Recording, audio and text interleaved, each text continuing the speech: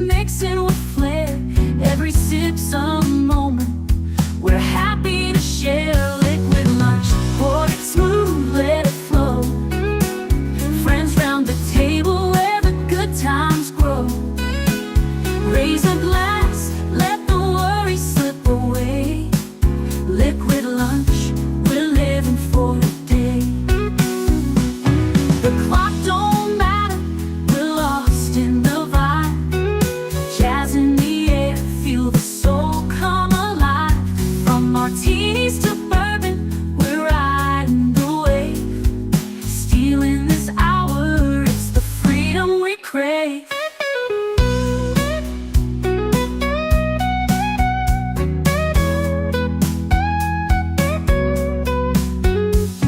Sun's still shining, but we're in our zone.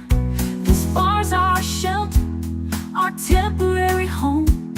One more round before the world calls us back. Savor the moment, keep the blues in the rack.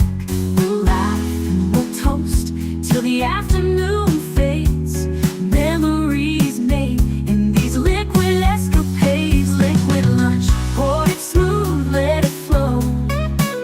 Friends round the table where the good times grow. Raise a glass, let the worries slip away. Liquid lunch, we're living for today. So here's to the daylight, the drinks and the fun. Our liquid lunch, till the next one comes. With a wink and a smile, we'll be back real soon. Chasing that jazz under the high noon.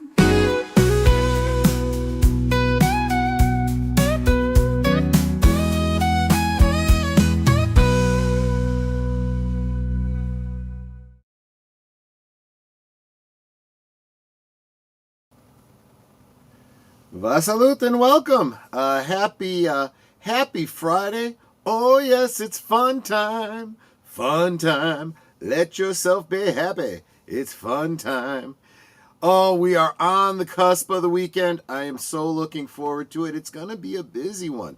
Today and tomorrow are going to be very, very busy streaming days for me. So if you are someone that likes to follow me around, enjoys what I do, it'll be pretty busy for you as well. Remember, if you can't catch me live, you can always catch me Memorex. You can add me to your watch later list and catch up anytime you so choose. Let's say hi to all of you. Hope you're all having a wonderful cusp of the weekend, Friday afternoon liquid lunch. Big Al says, ooh, a liquid lunch how-to. Awesome. Have a great show, my friends, and a happy and safe weekend to all. Yes, we are going to get into, well, I guess in a way, almost every Friday is a how-to if you're looking to be a mixologist, if you're looking to learn how to make a cocktail. But we're going a little bit beyond the cocktail today. We're getting a little granular with a portion of many, many cocktails and desserts and other things. We'll talk about that more as we get into it. Connie Cleary, the bird woman of YouTube, says, hail, chat. Welcome, welcome. And the tired midnight blogger, Curtis Selby. Good to see you, my friend. Hung out with him on Wednesday. Go check out that interview over on his channel. It was a lot of fun.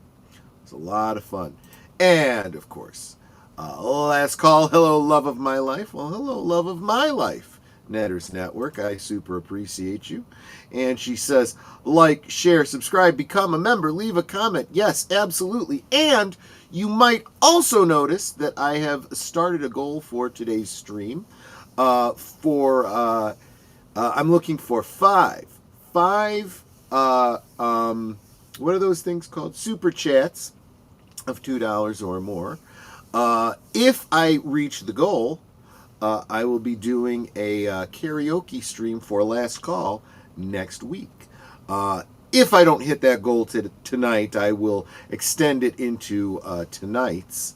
But I will be adding to it tonight because I will have an additional goal, an additional thing to shoot for, in addition to the karaoke itself. So you'll want to tune in tonight to find out more about that as well. But there we go. That's the goal. And let's see here. Who else do we have? I know I saw other names, such as Mark Melnikoff, who says, Mech po! Those are not the cherries you're looking for. Move along, yes. So I did a very quick and dirty picture for the stream today, and so those are the commercially available maraschino cherries, which would not be what I am talking about today. If they look bright neon red, almost pink, stay away from them. I will show you how a maraschino cherry is meant to be produced and consumed. And hail, Lynn Green. Good to see you. I am so glad you are here as well. I think you're going to enjoy this one, Lynn. I really do. Jonathan Conroy says, hail all, smash the like button and enjoy the show. Yes, I do hope you do just that. Of course, Mark is watching trains and will be lurking. Of course he will. Of course. Finally, and it's not the only, I'm not the only non-blue in the chat. There you go. There you go. Let's see. Matt Anui. Good to see you, my friend. He says hi. Green is absolutely a great color, especially when the green goes all the way down. For those in the Seattle area, Klingon Christmas Carol is opening in November. All of the auditions are done and the actors are in place. See it if you can. Yeah.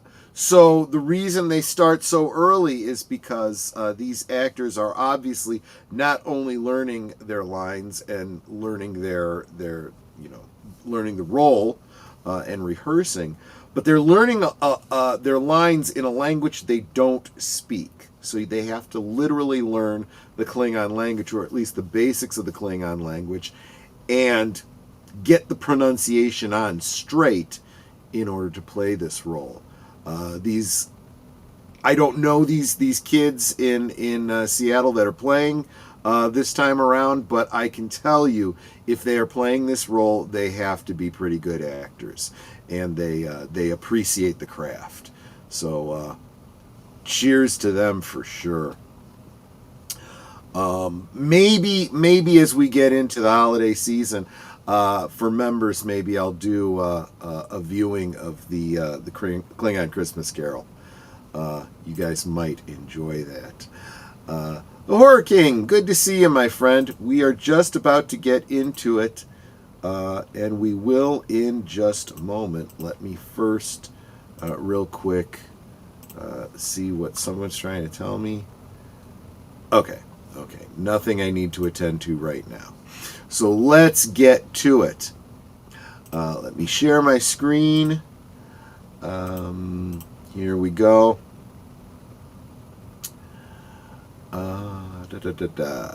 Share. Add to screen. There we go. So bear with me. This page has a great little history on the maraschino cherry. Unfortunately, the proportions of their typeface are a little difficult to read, so I might have to play around with adjustment here. The History of the Maraschino Cherry by Marcus Lansky.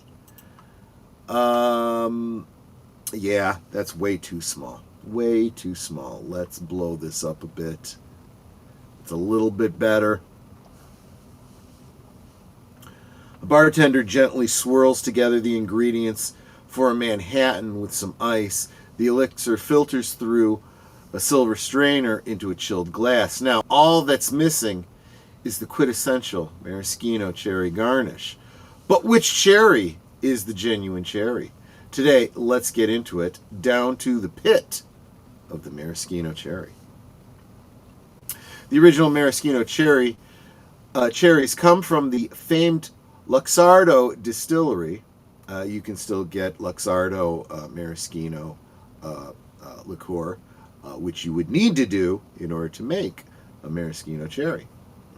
Located in an Italian province, now Croatia, this distillery created maraschino liqueur made from sour Marasca cherry fruit, stems, leaves, skins, and pits. The distillery introduced the sale of candied cherries steeped in sugar and Marasca cherry juice in 1905. The original distillery was destroyed in World War II. Giorgio Luxardo then fled to northern Italy with distillery recipes and a Marasca cherry tree sapling. Luxardo's products are still made in Italy today. Thank you so much. We have one super chat towards the goal. Nate saying like, share, subscribe, and be a member. Yes, absolutely. Would very much appreciate that. And if you want a karaoke stream next week for Last Call, we are 4 super chats away from that goal. So please consider. I think that's a pretty cool element of the story right there. You know, that Giorgio Luxardo flees from what is now Croatia during World War II after the distillery was bombed. He takes a tree sapling with him so that he could grow the cherries in northern Italy and continue to make maraschino cherries. I think that's pretty cool, if you ask me. The distillery introduced the sale. Oh yeah, I already covered that. Yes, this comes from the cocktail camp, by the way. Then where did the bright red Sunday cherries originate? Hell? And why are those neon red spheres also named maraschino cherries? Yeah. Those are anathema. Stay away from those. This part of our tale takes us over to the state of Oregon, inside of an Oregon State University laboratory. Once you say laboratory and it's associated with food and drink products, start getting a little worried.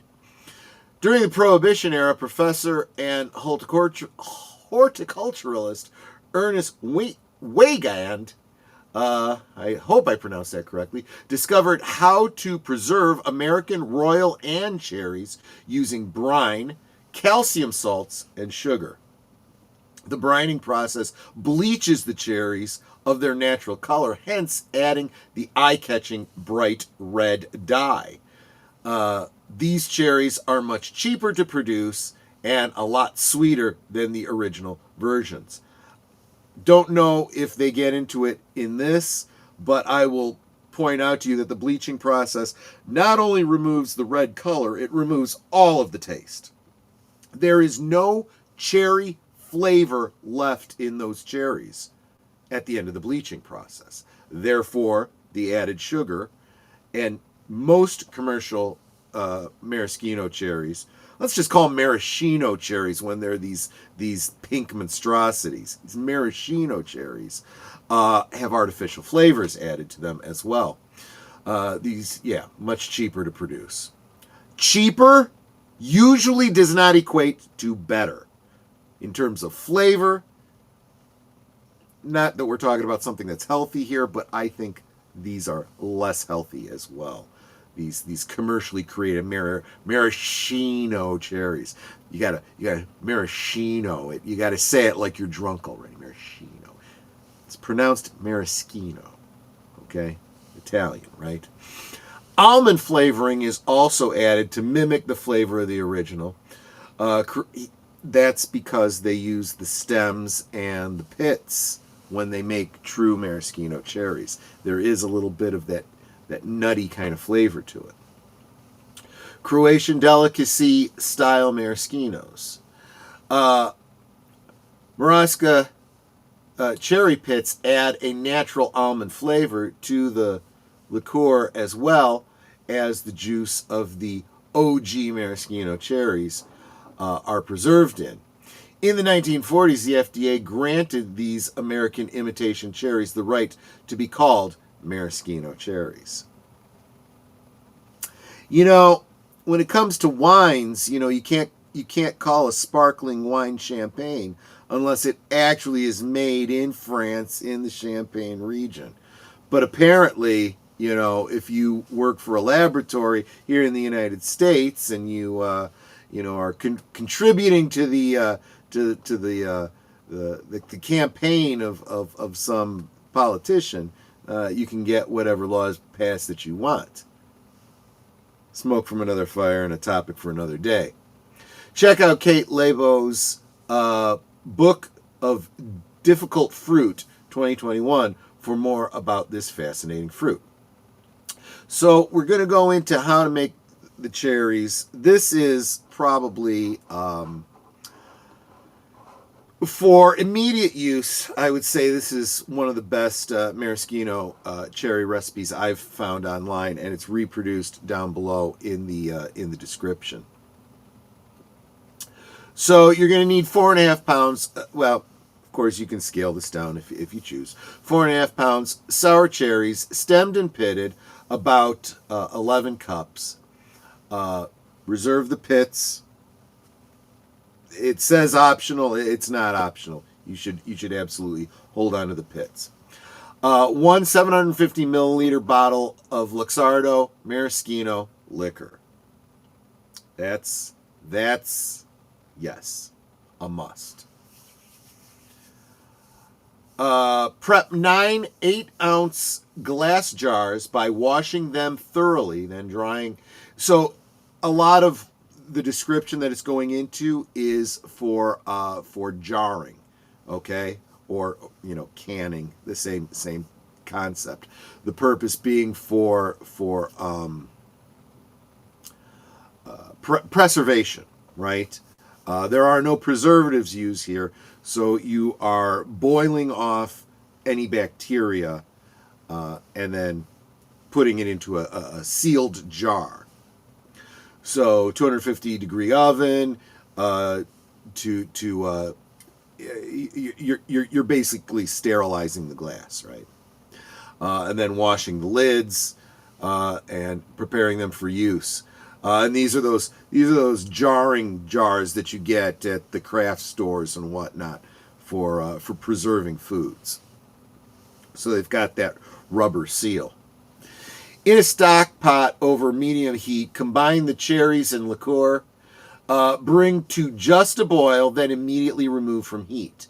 Using a slotted spoon, transfer the cherries into the reserved jars until there's just about a ½ inch of space left in each. Don't overpack the jars. There may be some leftover cherries. Add 3 to 5 pits per jar if desired. No, you should at least add 5 pits, and that's a mandatory thing. Yes, canning jars. Did I say jarring cans? Yeah. That's what I meant. Canning jars. Let's see. Then pour the liqueur into each jar just to cover the cherries. Once again, leaving about a ½ inch of space. While the cherries are still hot, cover the jar with the lids and screw the bands fully onto the jars so that they are tight, but not so tight you need strong hands to reopen. Return the jars to the baking sheet, transfer to the oven, and heat for 15 minutes. Thank you so much, Nate, for another $2 super chat. If we're not careful here, folks, he's going to fund the entire karaoke effort. So get in on that. We are at 2 out of 5 super chats from the goal. Return the jars to the baking sheet, transfer to the oven, heat for another 15 minutes. Remove the jars from the oven and set aside to cool to room temperature. Check the seals as they cool. If they don't seal, use those jars first. The alcohol content may delay spoilage, but processing Processing to seal will ensure that the cherries last longer. Use immediately or store in a cool, dark place for up to a year. Store open jars in the fridge. God, that looks good. That looks so good. Wow. Wow. So there you go. That is the history and the pure basics of making the maraschino cherry and preserving them for up to a year. Honestly, if you do the jarring process correctly, stored in a dark, cool place, they will keep significantly longer than a year, but they shouldn't last more than a year. You should use them. You should absolutely use them. Keep in mind, the reason for something like this is cherries are only good, they're only in season during the summer. So what do you do if you want cherries through the winter? You need to preserve them. So this is an excellent way to preserve them. Maraschino cherries are invaluable to cocktails. They are, these kinds of maraschino cherries, excellent on ice cream. I'm going to bring you another recipe right after we do the promos. That's a little bit sweeter. Well, it's significantly sweeter, actually. Maybe a little closer to the candied maraschino cherries that are commercially available. So if you prefer, you can go with something like that. They're great for desserts. We'll talk about those after I refill my drink and we come back after the promos. 2.5 minutes. Be right. You're watching Liquid Lunch, streaming every weekday at noon Central, 1 p.m. Eastern. Let's sip together. This week on Saturday Night at the Movies, it's a special double feature. Sent on a quest to rescue a princess, 4 clueless players must guide their characters through dangerous forests, ancient ruins, and past the girl next door. It's The Gamers. Then, a gaming geek takes his playing very seriously, unlike his babyish friends who'd rather be immature. He decides to shake things up by introducing 2 unconventional people to their group in The Gamers Dorkness Rising on Netters Network Retro Cinema. Saturday at 9 Central, 10 Eastern. Every Sunday evening, Aged Boomer and Papa Pacelli bring you the rundown of the week's geek news, or at least what they think is interesting. You may have heard about it somewhere else, but Boomer and Pacelli put a spin on it you likely won't hear anywhere else. It's Geeky Geezers, every Sunday evening at 8 Central, 9 Eastern.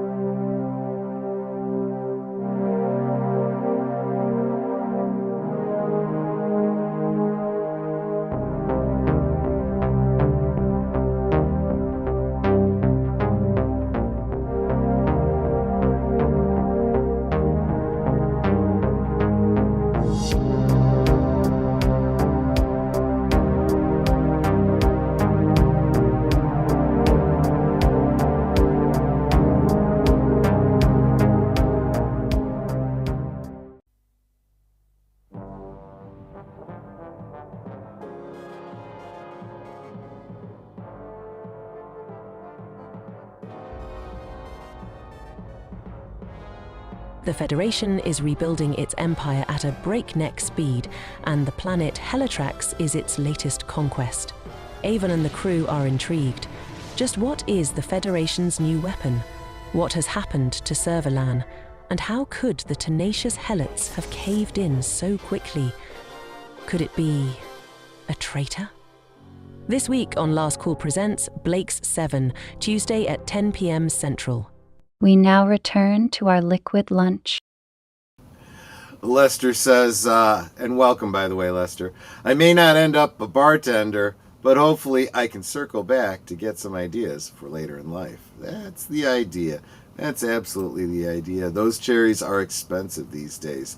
Again, there's something to be said for value, right? If you cheap out, you're not going to get the quality. And you have to wonder, is it even worth it? is it even worth it? I just bypass the cherries altogether. And Curtis is saying, if you're looking for something to do later on today, he's doing a Dark Shadows rewatch. Add that to the list of things that's happening. Right after this stream, stay where you are, and I will be happy to chauffeur you over to Wilkie's Movies and Music for his Friday afternoon movie stream. He was gracious enough to join us, if only briefly, last night on Netter's Network. Check out that interview on her channel, and then of course later tonight, 9 Central, 10 Eastern, Last Call with Troy Pacelli. Netter and Boomer and myself will be talking about some more of our favorite music videos from the 80s, mostly 80s, but 80s, 90s. And again, if we can hit that goal that I have set right up here in the chat, we're 3 super chats away from having a karaoke stream next week. So consider contributing to that. Just a super chat of $2 will get us that much closer to the goal. Welcome, PJ of Orville Nation. Good to see you, my friend. You are very, very good people. Your ears were probably burning yesterday during Netter's Network when we were talking about hashtag Together We Grow. We were talking about that concept a great deal. Maybe I'll make that my Monday musing next week. But we are currently talking maraschino cherries. Let's get back to another recipe I wanted to share with you. This is very different than the one that we were just looking at. I say very different, but still very similar. So let's bring this one up. This comes to from a website called Salt and Pepper. The homemade maraschino cherries. These homemade maraschino cherries are nothing like the fluorescent red orbs you think of in a Mai Tai or Shirley Temple, or the offensive fruit you have to pick out of a canned fruit cocktail. I hadn't thought about that, but yes, they treat those cherries exactly the same way. We make them every year. They are divine on desserts like cheesecake, panna cotta, Etton's Mess, or simply on a scoop of vanilla ice cream, which I highly, highly recommend. Absolutely. Look at that. Look at that. That looks Italian, right? Because you got the maraschino cherries. You've got the, what are those nuts called? The pistachios. You got the crushed pistachios. That's the way an Italian would serve ice cream. Or maybe spumoni. Nothing makes a home cocktail as special as a homemade component like these deliciously syrupy homemade maraschino cherries. But I urge you to think beyond the cocktail. Once you taste one, it will absolutely take all your restraint not to eat the rest straight out of the jar. It's as simple as lightly poaching fresh cherries in a liquid of Luxardo maraschino liquor. See, we're back to that again. Sugar, lemon juice, and water. The lemon juice stands out to me. It's really, really not a bad idea. Yes, thank you. Thank you, Big Al. I'm planning to be there myself. That's what I was saying. This is why it's such a busy day today. So at 6 Central, which is later this evening, Big Al is hosting Apollo 13 in honor of the recently departed Rocket Man Jim Lovell, and I'm going to try to make it to that stream today as well. And I'm sorry, I'm kind of focusing on the topic today, but I'm glad to hear about your update on your SD card. No preservatives, no fructose, no food dye, no chemical bleaching. The bright red ones get bleached in a solution to remove their natural pigment and flavor. See, I said. Before bright red color is added. No wonder they suck, and not in the good way. Look at that! Oh, baby! That's the way. This is the way, right? I wrote this recipe for 1 pound of cherries so it can be scaled up easily. We tend to make at least 3 pounds of homemade maraschino cherries each season because they are so darn good. There's the Luxardo maraschino, lemon, sugar. Is that salt? We'll see in just a second. Looks like water. There we go. It's up to you whether you leave the cherry stems or remove them. Stem-on cherries look lovely in cocktails and as a crowning jewel on a sundae, but stem-off cherries work better for piling on top of desserts. I demonstrate both options in the photos by stemming half and leaving the other half unstemmed. Feel free to make a batch of each. As for the cherry pit, I definitely recommend removing those. 1 year I was lazy and left them, thinking it's no big deal since that's how fresh cherries are eaten anyway. Big regret. While they do look nicer without the hole created by pitting, having this to spit out the pits is less elegant and an enjoyable way to eat them. I agree. But again, you should make, in my opinion, the pits part of the process because they do bring that nutty flavor to your maraschino cherries. And showing the pitting process. Netter got me one of these, what do you call it? I guess you call them pitters, right? If you have a recipe question, okay, this is for Sonia here. Oh, God, those look good. Man, oh, man.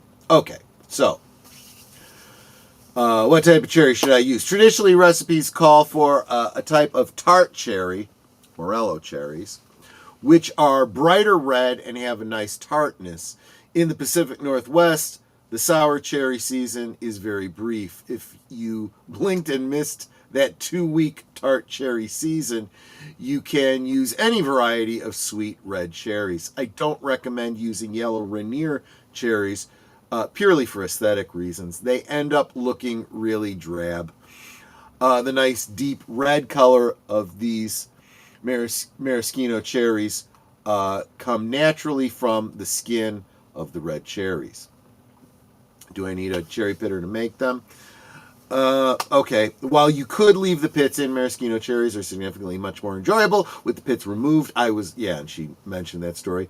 The great thing is a cherry pitter gets the job done quickly. I've had mine so long, I don't know what brand it is, but it looks similar to the affordable OXO cherry pitter that works great. You can also Google cherry pitting hacks online to do the job without a pitter. You can, but a cherry pitter makes it easier.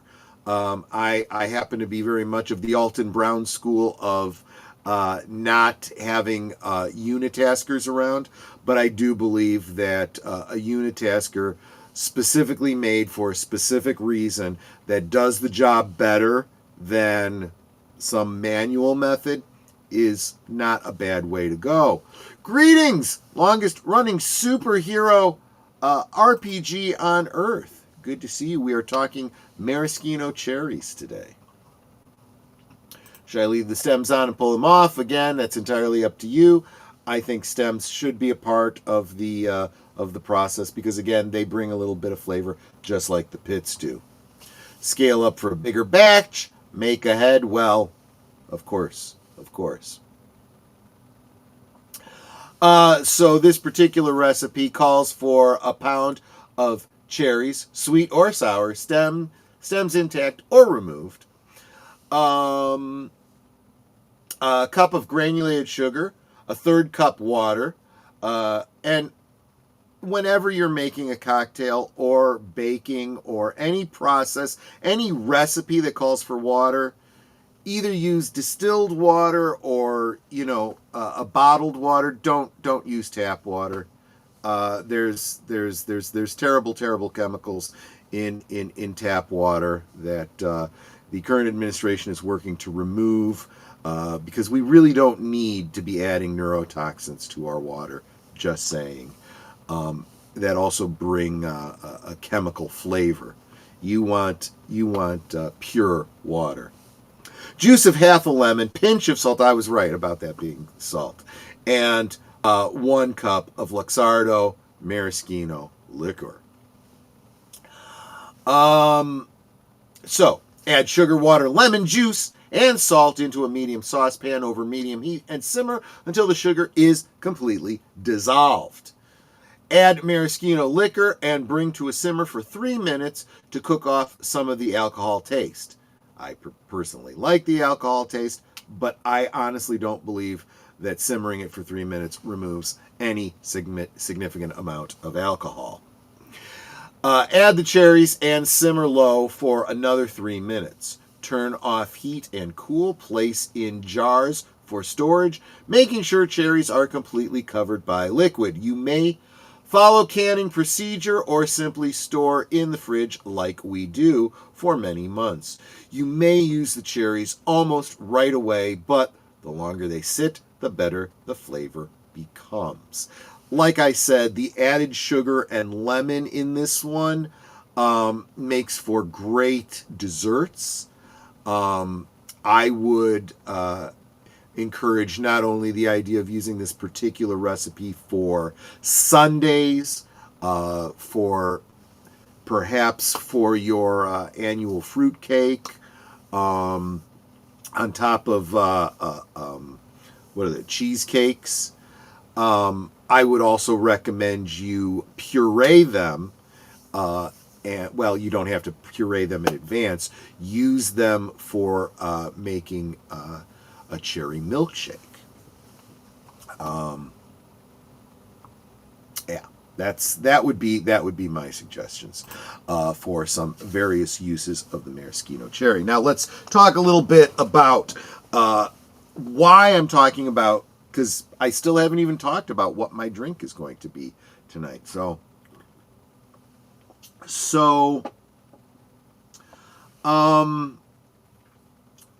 a little history of me and alcohol. Going to get a little personal here.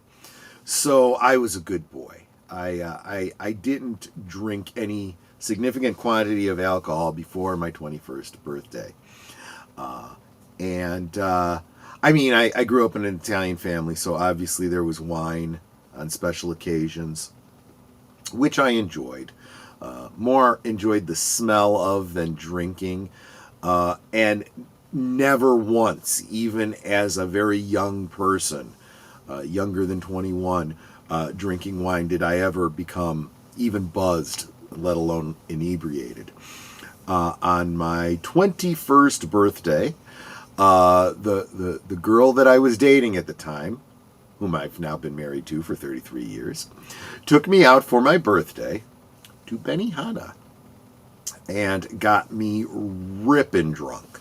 So drunk I couldn't go home. I think that was her whole plan. You know, the whole it's cold outside, even though it was, not so very cold.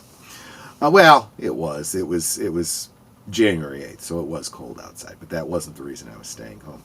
Hey, Troy, good to see you. And what's your poison today? You came just in time. I am just getting up to that, but I got to tell a bit of a story first. So specifically what I drank was, Netter and I call it a Japanese Boilermaker, because it was a carafe of sake and a bottle of, was it Tsingtao? Or is it Sapporo? I can't remember which one is the Japanese one, which one is the Chinese one. But I polished both of those off, and I was just ripped. Then we went back to her place, and I had a glass of wine, and I had to lie down. So yeah. So that's where my alcohol journey began. After that, I would have drinks every, I want to say Friday night or Saturday night, it depends, when I would get together with the guys for Starfleet battles. It was, a Star Trek themed starship combat game. We'd also play BattleTech, the mechs and the, so it's still this tabletop combat game. And that's when I had my first rum and coke, which I very much enjoyed, and am enjoying more now that I understand rum a little bit better. We've talked about rum a couple of weeks ago. But throughout my childhood and formative years, I was a pre-alcohol cocktail drinker. I liked mixed drinks, even when they were the non-alcoholic variety. So my mother, of course, introduced me to the cherry Coke, which was good but not great, because they would use the syrup from those Maraschino commercially available cherries.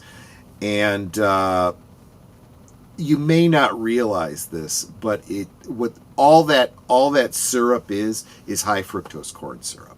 That's all it is, with a little bit of artificial flavor and a lot of sugar. And does that make for a good cherry Coke? Not bad, but I've come to appreciate better cherry Cokes since then.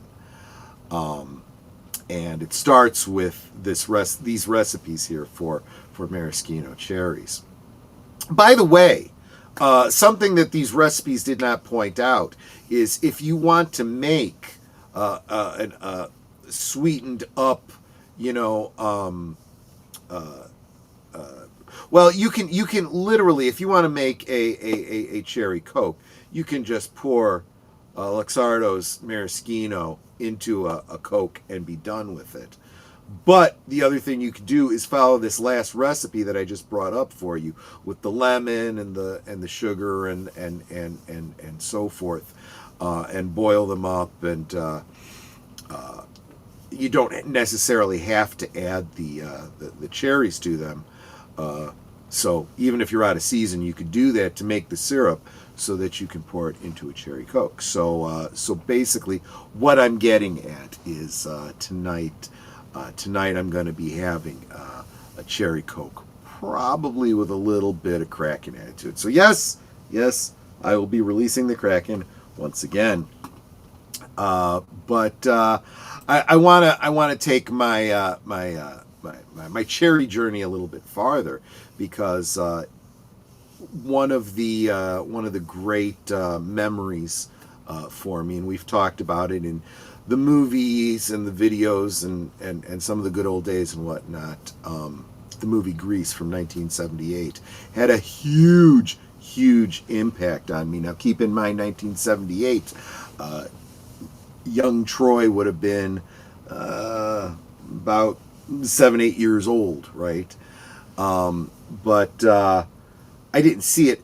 I don't remember seeing it in the theater. I don't think I saw it in the theater, but it became a cable mainstay. And of course, like so many other musicals, I fell in love with the music before I even saw it, because, especially with Grease, those songs were on the radio all the time. And so a very impressionable preteen little Troy, fell in love with Olivia Newton-John, of course. But even young and naive Troy kind of knew, Yeah. That hot blonde with blue eyes is probably way out of your league. Little did I know, but that was the impression I had at the time. And so, noticing the pecking order of the pink ladies, my eye settled on the Italian girl, Marty Maraschino, right? And she was played by the very lovely, very non-Italian Diana Manoff.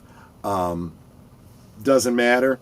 You don't have to be Italian to play an Italian girl, but, you got to look the part, and she did. She looked the part just great. She played it perfectly.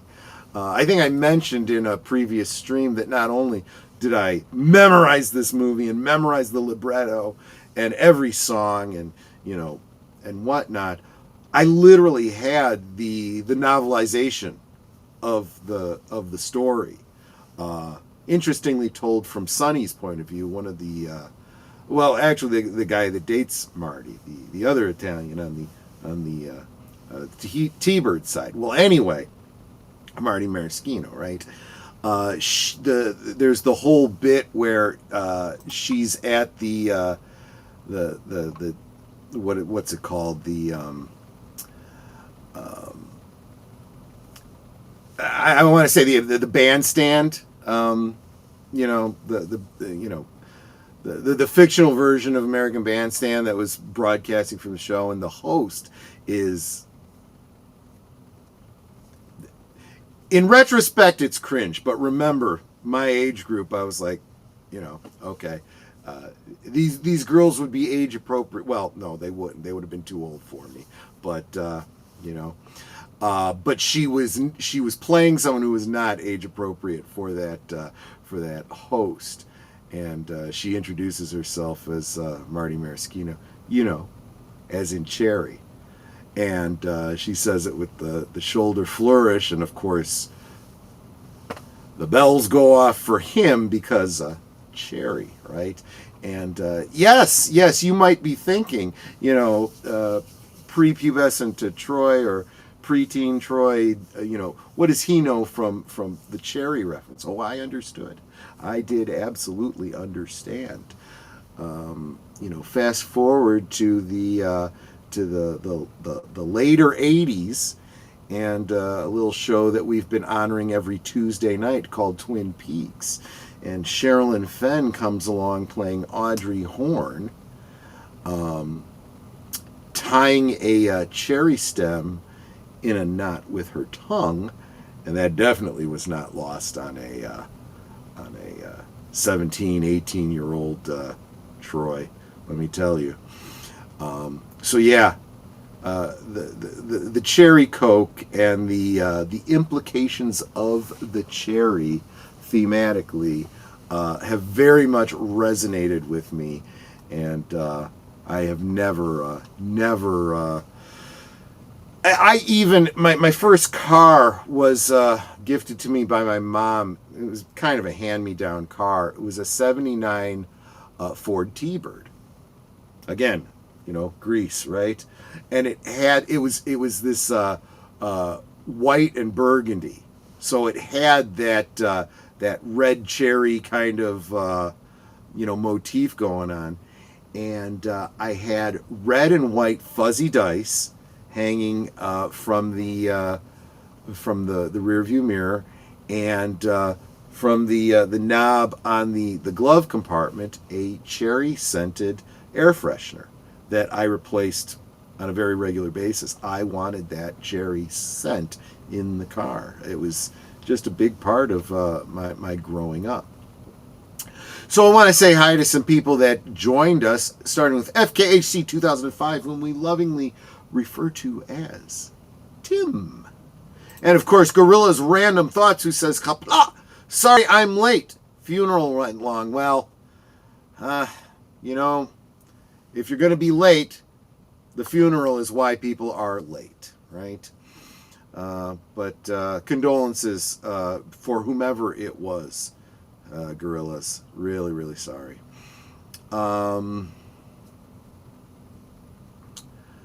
Let's see. Yes. That's bringing us back to pop culture. I was looking at that Park Place and WDW Pro and Valiant Renegade today, and I was saying, man, there's a lot of WTFs. If these had happened earlier in the week, I might have had a different WTF this week. The Big Lebowski got me into drinking White Russians. Yes, we have a previous stream about a White Russian, the history of it, and how to make it, because we did a watch party of The Big Lebowski on a member stream. So one more time before we wrap up, I do want to mention that I do have the goal set, which of course is going to continue into tonight's last call. So it's not imperative that we hit that goal now. But I do have the goal set of 5 what's it called? Super chats of $2 or more. And I will do a karaoke stream next week. And I'm in the middle of talking about it, and I got my third from FKH 2005. So that is 3 super chats to get the singing going. And I'm going to up the ante in tonight's last call stream. I'm going to set the goal a little higher with something more than just having the karaoke stream. There's 4 for the karaoke stream. If I do get one more super chat for $2, it locks in that the karaoke stream will happen next week. But I'm going to still be setting a higher goal in tonight's stream for something else a little bit special, something that was hinted at and promised in the last karaoke stream. So just a thought. Also, on Monday, speaking of Mondays and watch parties, members can join me for Members Night at the Movies at 8 Central, 9 Eastern, here on my channel. Of course, the link will be in the community tab for the members. We will be watching, and I feel pretty confident calling it right now. We will be watching Terror on the Prairie with Gina Carano, kind of honor her victory over Disney. Oh, there you go. He's like, do it, sing. Well, okay, we are now locked in for a okay, game, set, and match. Absolutely. We are a go for a karaoke stream next week on Last Call. But there will be another goal in tonight's stream to up the ante on a feature of that karaoke stream. So something to look forward to. And keep in mind, folks, this isn't like you're just paying to hear. Well, maybe you are. From your perspective, maybe you are paying to hear me sing. I don't know. But this is open to you guys. If you want to come in and sing a song and say hi and whatnot, you absolutely can. I'm gonna reach out to a couple of people to make sure that they're there. I'm thinking some of the regulars. Like, I want to see if Deleted Scenes wants to join. I'll probably shoot out the link to Tom Connors and Culture Casino as well, see if they want to stop by and sing a song or two. But no way. No, we are paying you not to sing. Well, I think you might be doing it a little backwards then, because you've already set it up for there to be a venue for singing. But there you go. Anyway, so that is the week. I want to wrap this up like fast now, because I want to show for you guys over to Wilkie's Movies and Music. Right now, he is going to be starting in less than 3 minutes. So let's go ahead and wrap this up. And after that, of course, tonight at 6, over on Big Al Presents Apollo 13. And then, immediately following that, back here on my channel for Last Call. So I thank you guys so much. You guys take care. We'll see you on the next one, which we're going to right now. Where's my outro? There we go. Goodbye. Hope to see you again real soon.